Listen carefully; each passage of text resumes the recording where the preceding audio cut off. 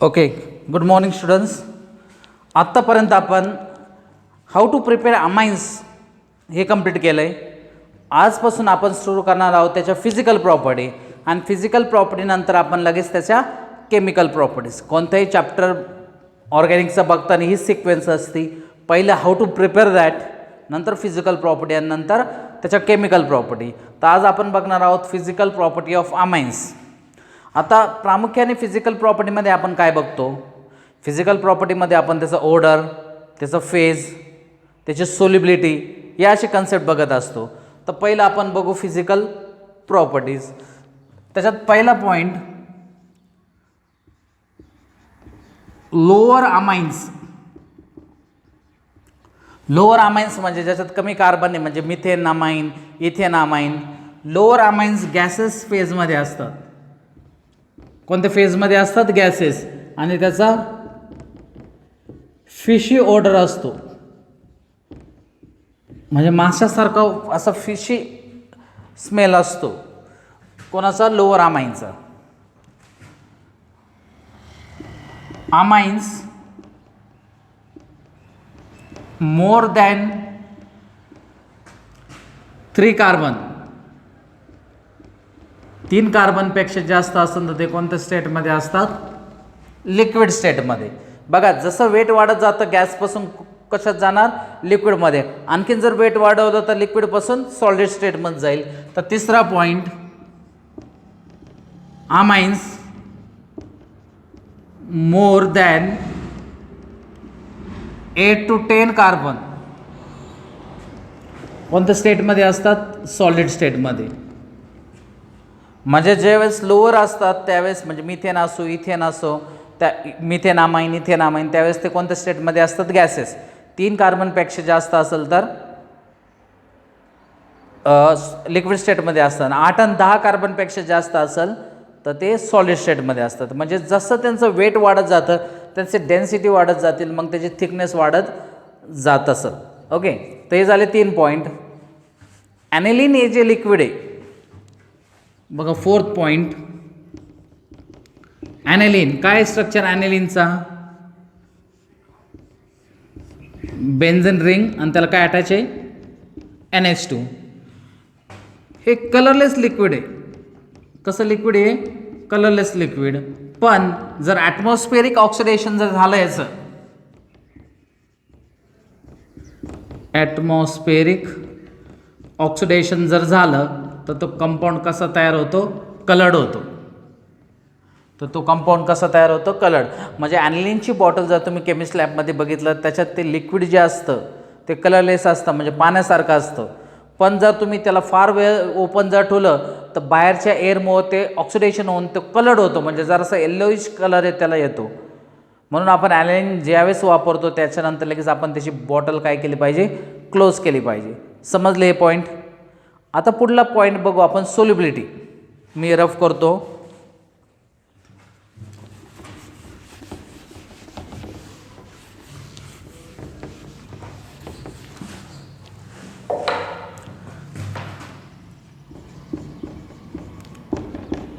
Solubility, आणि आपण solubility in H2O वॉटरमध्ये बघू. तर त्याच्यातला पहिला point, lower amines are soluble in water. का असतं soluble in water? Due to hydrogen bonding. कशी असते हायड्रोजन बॉन्डिंग आपण बघू. चला, मी प्रायमरी अमाइन घेतो, RNH2. आता हा प्रायमरी अमाइन कशावरून मी सांगितलं? अमोनियाला 3 हायड्रोजन असतात, त्याच्यात 1 हायड्रोजन मी कशाने रिप्लेस केला? R ग्रुपने. हा झाला प्रायमरी अमाइन. वॉटर H2O, याच्यात जी बॉन्डिंग असते त्याला आपण हायड्रोजन बॉन्डिंग म्हणतो. परत आणखीन एक मॉलिक्यूल घेतो, RHH, याला म्हणायचं हायड्रोजन बॉन्डिंग. बघा, हायड्रोजन बॉन्डिंगसाठी कंडिशन काय? खूप जास्त इलेक्ट्रोनिगेटिव्ह ॲटम पाहिजे. शक्यतो आपण हे लक्षात ठेवायचं, phone, FON, fluorine, oxygen, nitrogen. Fluorine सगळ्यात जास्त इलेक्ट्रोनिगेटिव्ह, त्याच्यानंतर ऑक्सिजन, आणि त्याच्यानंतर नायट्रोजन. यांच्यावर जर हायड्रोजन असेल, फ्लोरीनवर हायड्रोजन असेल, ऑक्सिजनवर असेल, नायट्रोजनवर असेल तर ते हायड्रोजन बॉन्डिंग दाखवतात. बघा आता या नायट्रोजनवर हा हायड्रोजन आहे, मग हा हायड्रोजन बॉन्डिंग दाखवतो दुसऱ्याचा ऑक्सिजन संघ, परत याचा हायड्रोजन दुसऱ्याचं नायट्रोजन संघ, तर याला आपण हायड्रोजन बॉन्डिंग म्हणतो. बघू आपण ही बॉन्डिंग सेकंडरी अमाइनमध्ये असू शकतं का? इथं एच ऐवजी मी आता आर टाकतो, इथं एच ऐवजी मी आर टाकतो, होईल का? सेकंडरीमध्ये पण होईल, पण टर्शरीमध्ये हायड्रोजन बॉन्डिंग होत नाही. बघा सगळे आर ग्रुप आहे की इथं हायड्रोजन, मग एक पॉईंट लिहून घ्यायचा, tertiary there is no hydrogen, so hydrogen bonding is not possible. Hydrogen bonding कुठं पॉसिबल होईल? प्रायमरी आणि सेकंडरी. प्रायमरीत कारण 2 हायड्रोजन असतात, सेकंडरीत 1 हायड्रोजन असतो, टर्शरीत 1 सुद्धा हायड्रोजन नसतो, म्हणून tertiary does not undergoes hydrogen bonding. आणि बघा मी इथं काय म्हटलो, लोअर अमाइन्स म्हणजे काय? जे द स्मॉलर आर ग्रुप असत, म्हणजे मिथेन असेल समजा CH3 NH2, इथं सोल्युबिलिटी आहे याची इन वॉटर, पण जसं आपण आर ग्रुप मोठा करू म्हणजे असं CH3 CH2 CH2 CH2 NH2, जसा आर ग्रुप आपण असा मोठा करू त्याची सोल्युबिलिटी कमी होत जाते. का? कारण हे हायड्रोकार्बन्स आहे, आणि हायड्रोकार्बन जे असतात, हायड्रोकार्बन म्हणजे कार्बन आणि हायड्रोजन मिळून तयार केलेले, हे हायड्रोफोबिक इन नेचर असतात. हायड्रोफोबिक इन नेचर, हायड्रोफोबिक म्हणजे काय? Water hating.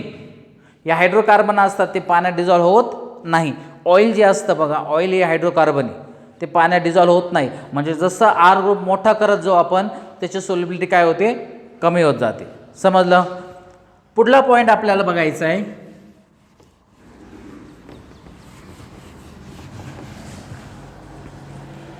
Boiling point.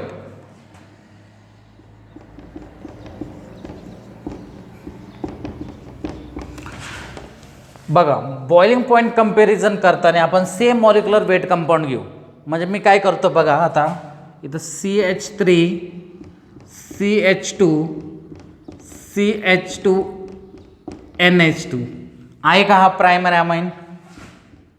बघा बरं, अमोनियाचं 1 हायड्रोजन काढून मी काय टाकलं? CH3 CH2 CH2, म्हणजे मिथेन इथेन प्रोपेन, म्हणजे याचं नाव काय झालं? Propane amine. बरोबर. किती कार्बन्स टोटल? 3. याच्यापासून आपल्याला सेकंडरी करता येईल का? बघा, म्हणजे 3 कार्बनचं सेकंडरी काय होणार? एका साईडला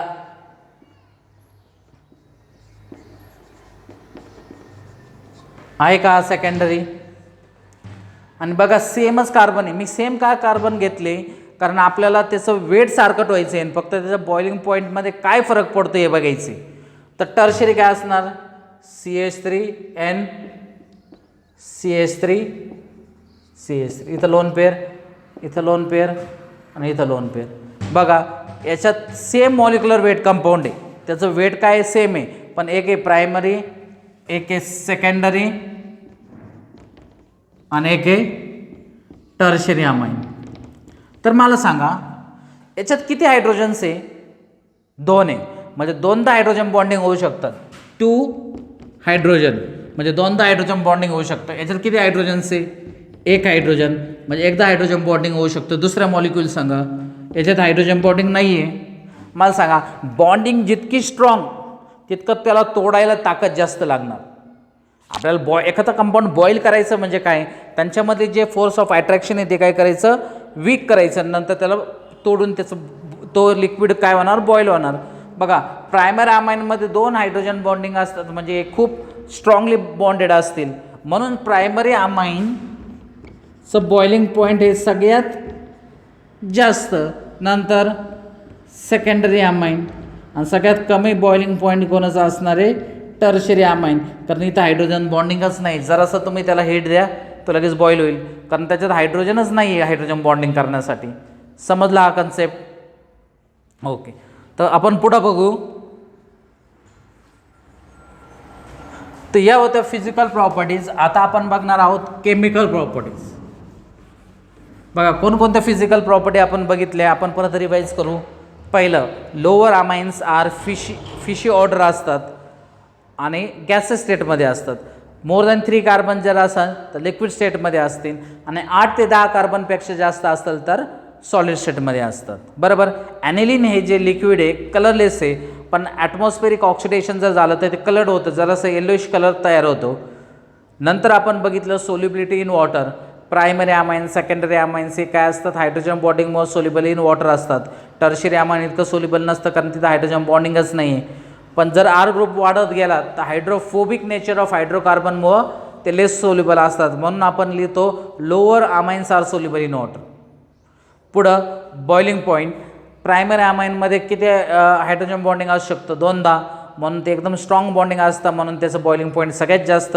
सेकंडरीमध्ये एकच हायड्रोजन असल्यामुळे हायड्रोजन बॉन्डिंग एकदाच होईल म्हणून तो नंबर 2ला.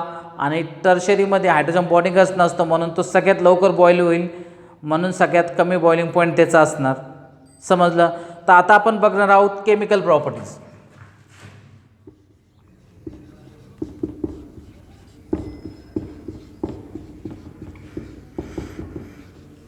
बघा केमिकल प्रॉपर्टीजमध्ये रिॲक्शन सुरू करण्याआधी आपण प्रायमरी अमाइन, सेकंडरी अमाइन आणि टर्शियरी अमाइनमध्ये काय खासियत आहे ते बघू, म्हणजे कशामुळे ते रिॲक्टिव्ह असतात. बघा हा झाला प्रायमरी अमाइन. नायट्रोजनला 3 बॉन्ड आहे म्हणजे एक लोन पेअर. हा झाला सेकंडरी अमाइन. नायट्रोजनला 3 बॉन्ड आहे म्हणजे एक लोन पेअर.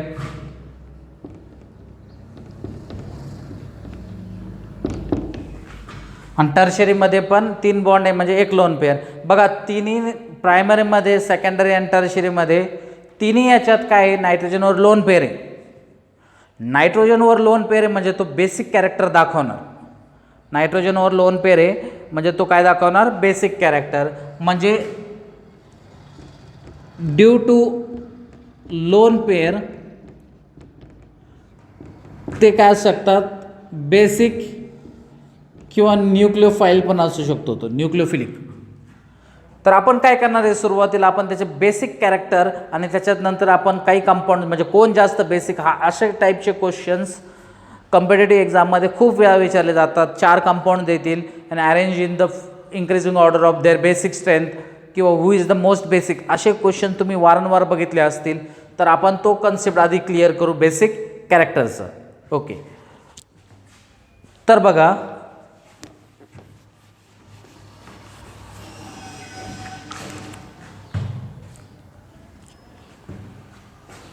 आता आपल्याला पहिलं प्रूव्ह करावं लागणार आहे ॲनिलीन हे बेसिक इन नेचर असतं. बघा ॲनिलीन किंवा primary amine, secondary amine, tertiary amine basic कसं आहे, RNH2 इथं लोन पेअर आहे. मी जर हे बेसिक असं म्हटलो तर त्याने ॲसिड संग रिॲक्शन करून सॉल्ट दिला पाहिजे, कारण acid plus base gives salt and water. तर मी इथं घेतो HCl. बघा याच्याकडे लोन पेअर आहे म्हणजे हा बॉन्ड फॉर्म करू शकतो, नायट्रोजन बॉन्ड फॉर्म करू शकतो, कारण एका बॉन्ड फॉर्म करण्यासाठी 2 इलेक्ट्रॉनची गरज आहे. मला सांगा आता मी HCl असं लिहितो. बघा H बॉन्ड Cl. याच्यामध्ये कोण जास्त इलेक्ट्रोनिगेटिव्ह आहे, क्लोरीन, म्हणून हा पार्शियल निगेटिव्ह, हा पार्शियल पॉझिटिव्ह. नायट्रोजन हा हायड्रोजन घेणार आणि ऑलरेडी नायट्रोजनकडे काय आहे, इलेक्ट्रॉन्स आहे, म्हणून त्याला फक्त हायड्रोजन लागतोय, हायड्रोजनची इलेक्ट्रॉन नको आहे, कारण एका बॉन्ड फॉर्म करण्यासाठी 2 इलेक्ट्रॉनची गरज आहे. ऑलरेडी याच्याकडे 2 इलेक्ट्रॉन आहे, याला हायड्रोजनची इलेक्ट्रॉन नको आहे, म्हणून हे दोन्ही इलेक्ट्रॉन कोणावर जाणार, क्लोरीनवर. तर इथं काय तयार होणार, RNH, कारण आधी 2 हायड्रोजन आता 1 हायड्रोजन घेतला आणि दोन्ही इलेक्ट्रॉन कोणी दिले, नायट्रोजननी, म्हणून नायट्रोजनवर कोणता चार्ज, पॉझिटिव्ह चार्ज. आणि कोण ॲज अ निगेटिव्ह बाहेर जातं, Cl मायनस. प्लस आणि मायनस चार्ज आहे म्हणजे 100% हे सॉल्ट आहे. तर यावरून आपल्याला प्रूव्ह करता येतो का primary amine, secondary amine, tertiary amine किंवा ॲनिलीन इज बेसिक इन नेचर. बघा आता आपण ॲनिलीनचं एक्झाम्पल घेऊ.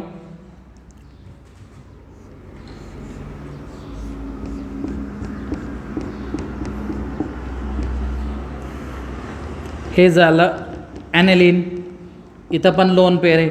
आता HCl ऐवजी मी घेतो इथे HBr. हे लोन पेअरचे हायड्रोजन घेणार, Br बाहेर.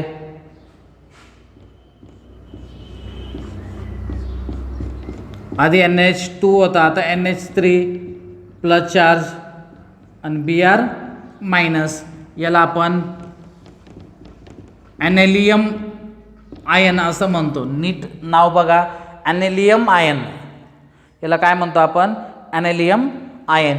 या दोन रिॲक्शनहून असं प्रूव्ह होतं का हे बेसिक इन नेचर आहे. कारण ते कशा संग रिॲक्ट झाले? एका ॲसिड संग रिॲक्ट झाले आणि काय भेटलं आपल्याला? सॉल्ट भेटलं. ओके, समजतंय? दिसतंय बोर्डवर क्लिअर? एक मिनिट चेक करतो. हां, ओके, क्लिअर दिसतंय. तर आणखीन एक गोष्ट आता बघा, हे R NH3 प्लस आणि Cl मायनस, हा जो मी इथला सॉल्ट इथं घेतला, याची रिॲक्शन जर आपण बेस संग केली NaOH, बघा Na काय करेल? या Cl ला घेऊन बाहेर पडेल NaCl, म्हणजे बाहेर काय जाईल? Minus NaCl. OH एक हायड्रोजन घेईल H2O. बघा NaCl, OH एक हायड्रोजन घेईन H2O. तर परत आपल्याला आपला प्रायमरी अमाइन भेटेल. समजलं? प्रायमरी अमाइन HCl जर टाकलं तर आपल्याला सॉल्ट भेटेल. त्या सॉल्टमध्ये बेस टाकलं तर परत आपल्याला काय भेटेल? प्रायमरी अमाइन भेटेल. तर याच्यावरून असं प्रूव्ह होतं का तर काय बेसिक इन नेचर आहे. पण आता किती बेसिक येतं हे कम्पेअर करण्यासाठी आपल्याला एक कन्सेप्ट बघायचं आहे. बघा,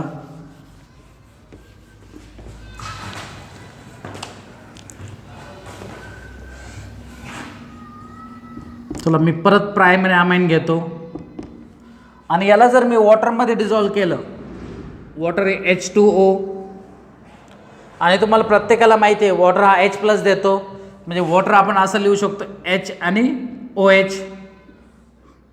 हायड्रोजन घेणार, हे दोन्ही इलेक्ट्रॉन इथे येणार, तर काय होणार? R NH3 प्लस आणि OH मायनस. आणि ही रिॲक्शन रिव्हर्सिबल आहे. NH2 हायड्रोजन घेणार, काय होणार? NH3. म्हणजे पाण्यात टाकल्यानंतर काय भेटलं आपल्याला? OH minus. आणि तुम्ही बेसची डेफिनेशन नीट समजून घ्या. Base is a substance when dissolved in water yields hydroxyl ion. म्हणजे OH आयन्स ज्याच्या पाण्यात टाकल्यानंतर जे कंपाऊंड्स OH मायनस आयन्स देतात त्यांना आपण बेसिक इन नेचर म्हणतो. तर 100% काय आहे? बेसिक इन नेचर आहे. रिव्हर्सिबल साईन आहे, दोन्ही डायरेक्शनला ही रिॲक्शन जाऊ शकते. आता तुम्ही इक्लिब्रियममध्ये शिकला असाल, याचं इक्लिब्रियम कॉन्स्टंट कसं लिहायचं? बघा, के इक्लिब्रियम कसं लिहितो आपण? Concentration of product upon concentration of reactant. तर concentration of R NH3 positive, हे क्लोज ब्रॅकेट ज्याला असतात आपण त्याला कॉन्सन्ट्रेशन म्हणतो. कॉन्सन्ट्रेशन ऑफ OH मायनस, हे झालं प्रोडक्ट साईड. आता reactant side, concentration of RNH2 आणि कॉन्सन्ट्रेशन ऑफ वॉटर. बऱ्याच बुकमध्ये वॉटर घेतलेलं नाही आहे, कारण वॉटर इनिशियली आपण जितकं वॉटर घेऊ, रिॲक्शन झाल्यानंतर त्या वॉटरमध्ये तर काही फरक पडणार नाही. वॉटर तर कॉन्स्टंटच राहणार आहे, वॉटरमध्ये फरक पडणार नाही. हे कॉन्स्टंट आहे म्हणून आपण याला इकडं लिहू. तर काय होणार? K equilibrium into water RNH3 plus OH minus RNH2. मला सांगा, हे के इक्लिब्रियम काय? कॉन्स्टंट आहे. वॉटर पण काय? कॉन्स्टंटच आहे. वॉटरचं प्रमाण कमी जास्त होत नाही म्हणून वॉटर पण कॉन्स्टंट आहे. दोन कॉन्स्टंट लिहिण्याऐवजी आपण एकच कॉन्स्टंट लिहू. तर मी इथं लिहितो बघा, के इक्लिब्रियम इंटू वॉटर, त्याला एकच कॉन्स्टंट म्हणून आपण के बी म्हणू. बी म्हणजे बेसिक. दोन वेगळे कॉन्स्टंट लिहिण्याऐवजी एकच कॉन्स्टंट लिहू आपण. तर काय होईल, K B is equal to R NH3 plus OH minus upon R NH2. आता मला सांगा, तुम्ही इक्विलिब्रियममध्ये शिकला असाल, के बी आणि पी के बी मध्ये काय रिलेशन आहे. के बी आणि पी के बी मध्ये काय रिलेशन आहे बघा. P K B is equal to minus log to the base 10 of K B. बघून घ्या, P K B is minus log to the base 10 of K B. आणि आपल्याला व्हॅल्यूज कशात भेटणार, पी के बी. के बीमध्ये नाही, आपल्याला व्हॅल्यू कशात भेटणार, पी के बी. आता प्रश्न असणार का के बीमध्ये का व्हॅल्यू भेटत नाही. कारण के बीमध्ये व्हॅल्यू जे असतात ते खूप मोठ्या टर्म्समध्ये असतात, 10⁻⁻. त्याला सिग्निफिकंट करण्यासाठी आपण ते व्हॅल्यू कशात घेतो, पी के बी. पी के बी. आता मला सांगा, आता हे रिलेशन बघा, OH मायनस जास्त म्हणजे जास्त बेसिक, OH मायनस जास्त म्हणजे के बी पण जास्त. बघा ना, डायरेक्टली प्रोपोर्शनली OH मायनस जास्त. इथं दिसतंय का, OH मायनस जास्त. एकदा चेक करून घेतो, दिसतंय वरती. ओके, OH मायनस जास्त म्हणजे के बी पण जास्त, म्हणजे बेसिक कॅरेक्टर पण जास्त. पण के बी आणि पी के बीमध्ये मायनस साईन आहे, म्हणजे के बी जास्त असं तर पी के बी काय असणार आहे, कमी असणार आहे. म्हणजे पी के बी काय असणार आहे, कमी असणार आहे. हे रिलेशन सगळ्यांनी समजून घ्या. तुम्हाला पी के बी व्हॅल्यू दिलेला असणार आणि पी के बी व्हॅल्यू ज्याची सगळ्यात कमी तो सगळ्यात जास्त बेसिक. कारण के बी जास्त म्हणजे समजा आता डायरेक्टली प्रोपोर्शनल इथे या इक्वेशनने दिसतं, OH मायनस वाढले म्हणजे बेसिक कॅरेक्टर वाढणार आहे, आणि बेसिक कॅरेक्टर वाढला म्हणजे के बी वाढणार आहे. आणि के बी आणि पी के बीमध्ये मायनस साईन आहे, म्हणून के बी वाढला तर पी के बी काय होणार आहे, कमी होणार आहे. ह्या कन्सेप्टवरून तुम्ही एकच गोष्ट लक्षात घ्या, जितकी कमी पी के बी व्हॅल्यू असेल तो कंपाऊंड तितका जास्त बेसिक असणार. काय म्हटलं मी, जितकं कमी पी के बी व्हॅल्यू असणार आहे तितकं तो कंपाऊंड बेसिक असणार आहे. ओके, आता बघा,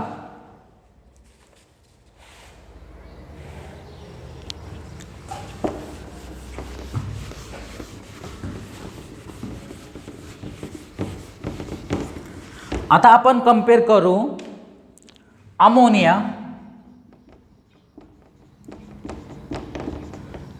वर्सेस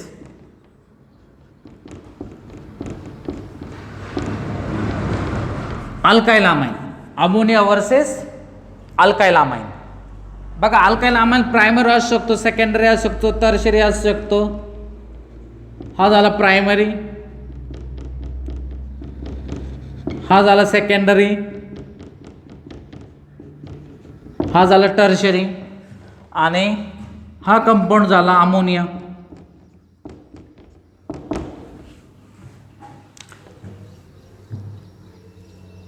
बघा, अमोनियापासूनच आपण हे तयार केलं. अमोनियाचा एक हायड्रोजन काढला, आर ग्रुप टाकला, झाला प्रायमरी अमाइन. दुसरा हायड्रोजन काढला, दुसरा आर ग्रुप टाकला, झाला सेकंडरी अमाइन. तीनही हायड्रोजन काढून 3 आर ग्रुप टाकले, झाला टर्शरी अमाइन. तर याच्यात जास्त बेसिक कोण, तर पी के बी व्हॅल्यू अमोनियाचे किती माहिती आहे का, 4.75. हे व्हॅल्यू तुम्हाला लक्षात ठेवायचे नाही आहे, फक्त मी तुम्हाला कन्सेप्ट समजून सांगण्यासाठी ते व्हॅल्यू हेल्प घेतोय. बघा, पी के बी अमोनियाचं किती आहे, 4.75, आणि यांची रेंज किती माहिती का सगळ्यांची, पी के बी व्हॅल्यूची 3 to 4.22. आणि मी काय म्हटलं, ज्याची व्हॅल्यू कमी तो जास्त बेसिक, म्हणजे primary amine, secondary amine, tertiary amine हे अमोनियापेक्षा जास्त बेसिक असतात. व्हॅल्यू आपल्याला सांगतं बघा, त्याची व्हॅल्यू रेंज काय असतात 3 ते 4.22 मध्ये या व्हॅल्यूज असतात आणि याची व्हॅल्यू 4.75 असते. याची व्हॅल्यूज कमी म्हणजे हा जास्त बेसिक.